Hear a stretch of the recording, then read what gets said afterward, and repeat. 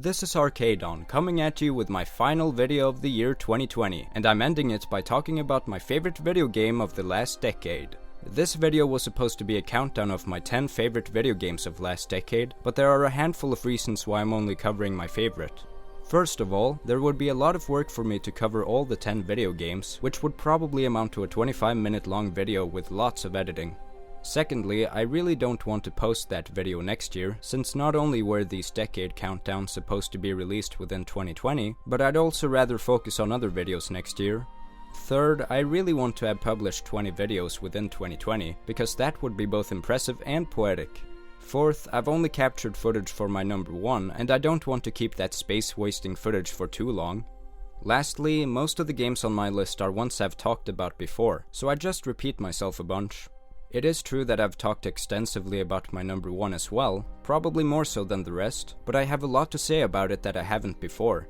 That's also the case with a few other games on this list, but I might just review some of them instead someday. So, what is the top 10 list? I'll briefly summarize the entries. Number 10, The Legend of Zelda: Breath of the Wild. Number 9, Test Drive Unlimited 2. Number 8, South Park: The Fractured But Whole. Number 7, Rayman Legends. Number 6, Ratchet & Clank Into the Nexus. Number 5, Super Mario Odyssey. Number 4, Super Smash Bros. Ultimate. Number 3, Sly Cooper: Thieves in Time. Number 2, A Hat in Time. And number 1, Horizon Zero Dawn. You may recall that I put a hit ahead of HCD in my top 10 games I played in 2017 countdown, but that has changed. After going back to both games, HCD really does have a hit beat, especially in terms of quality, but also my enjoyment of it. While I've always loved HCD, I never considered it part of my top 10 favorite video games for some reason. That is until this year, after finishing the Frozen Wilds DLC near the start of the year, reading The Art of HCD in the middle of the year, and finally replaying the game itself in December, although not fully.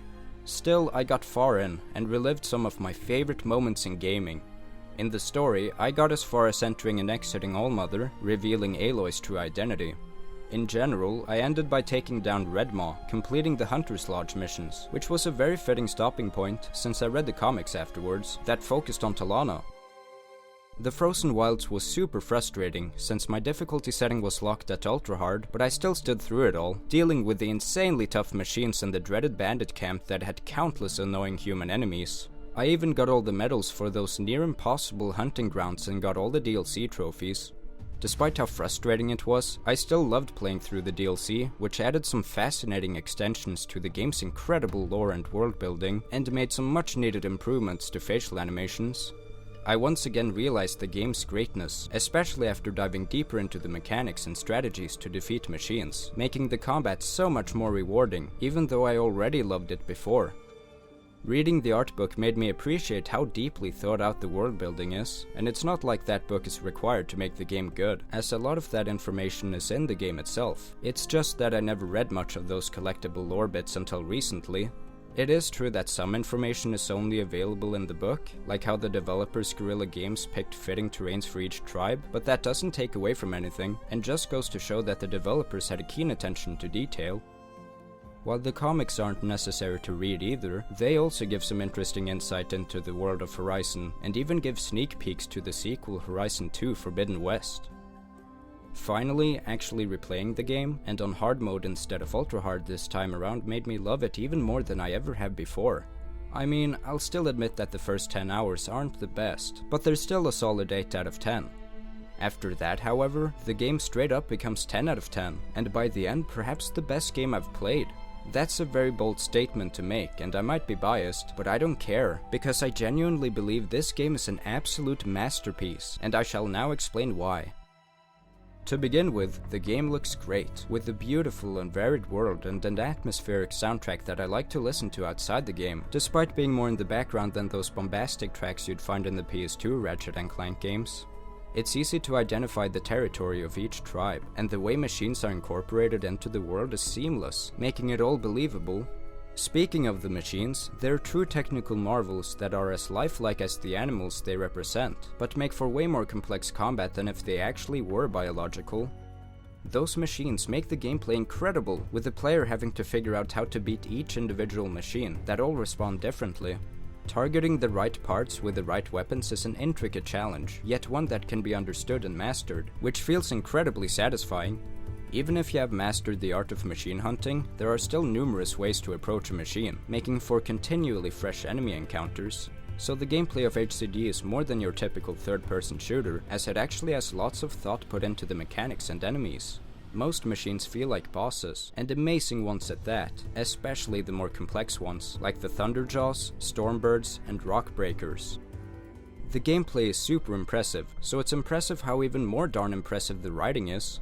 It's what feeds every aspect of the game, putting all the pieces together.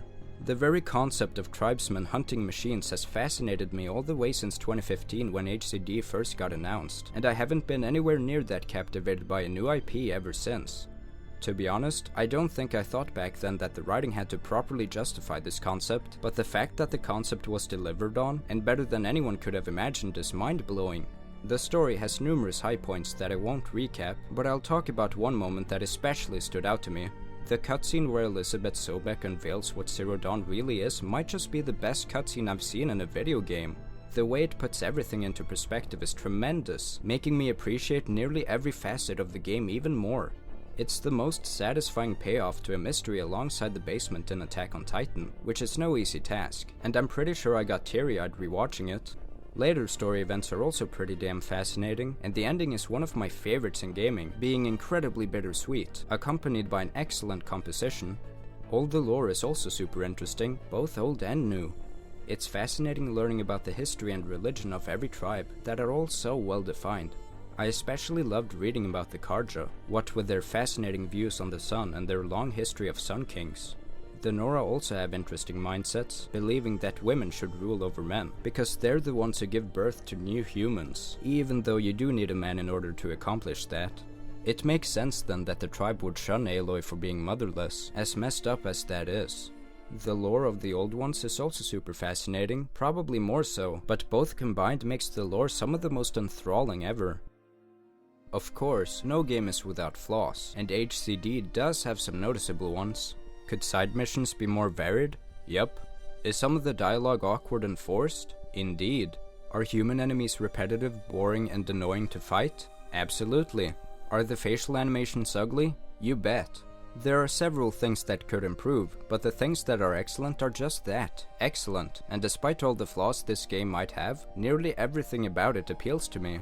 The concept is the most interesting I know of, it's delivered upon with the most engaging story and lore in a video game, the gameplay is complex and loads of fun, the environments and enemies look fantastic, and the soundtrack is beautiful. It's all I could ever ask for from a video game, really.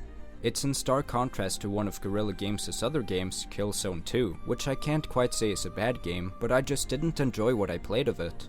I respect Guerrilla Games so damn much for leaving their comfort zone to create such a different game, especially since it turned out so amazingly.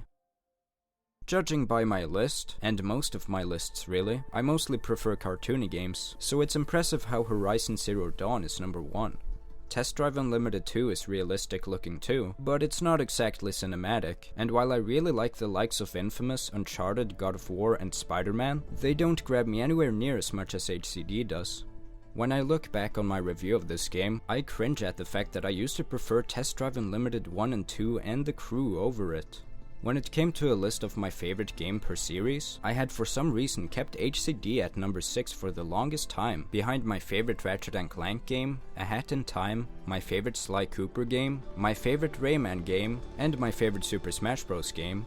Now, however, it's safe to say that it actually is my 6th favorite game, including multiple entries, being only behind Ratchet & Clank Going Commando, A Crack in Time, the original, Up Your Arsenal, and Tools of Destruction, meaning it's now number 2 on that other list. That's right, I've grown to love HCD that much, and who knows, maybe it'll actually enter that top 5 after I finally 100% the game. Now that would be insane, seeing how much I absolutely adore RNC. There's no way it would beat Going Commando or A Crack in Time though, I highly doubt that's possible. As much as I'm looking forward to it, I can't see the sequel Forbidden West topping Zero Dawn either. I mean, I can see the gameplay and presentation improving, and I bet the writing will be incredibly interesting as ever, but I can't see it being as impactful as the original, where I learned about Zero Dawn and the origins of Aloy. I'd like to be proven wrong though, and I'm thinking Horizon will quickly become my second favorite video game franchise, at least I hope that's the case. With the reveal of my favorite video game of the decade, and it being part of my top 10 favorite video games, I'm pretty sure I've revealed my whole top 10, so I might as well give the full list. Number 10 is Sly Cooper Thieves in Time, with number 9 being Sly 2 Band of Thieves. Rayman 3 Hoodlum Havoc is number 8, A Hat in Time number 7, and Horizon Zero Dawn is just as I said number 6. Of course, the top 5 are my 5 favorite Ratchet & Clank games. Most of these are from the decade of 2000 to 2009, but it's still impressive that 3 from the decade 2010 to 2019 managed to crack the top 10. I'd say last decade was a fantastic decade for gaming, with 2017 being the best year, as it saw the release of 5 games that I cherish highly. It didn't even need an RNC game, nor any Insomniac games at all to be amazing. Speaking of which, last decade was sadly very underwhelming for RNC, especially considering how strong it was in the decade before that, but hopefully this decade will be better for that franchise. I especially hope it'll be amazing for Horizon, which will finally become a franchise with more than one game next year. Anyhow, that's it for this video, and this year, which has been unreal for my channel. I'm Arcadon, and hopefully, you'll see me next year!